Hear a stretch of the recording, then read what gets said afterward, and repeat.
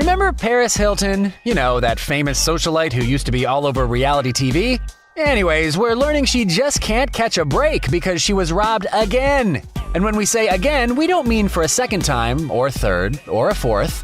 Get this, she was robbed for the 7th time, and it was during her going away party. The reports are that a gang of thieves snuck into the house and stole bikinis, pictures, and purses. But luckily for Paris, they didn't get away with the loot.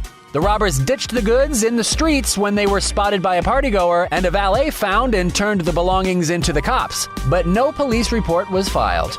Paris admitted over Twitter that she has had bad luck when it comes to thieves and shamelessly plugged her line of purses. Hey, wait a minute. Was this all just an inside job for publicity? Because if it was, it totally worked.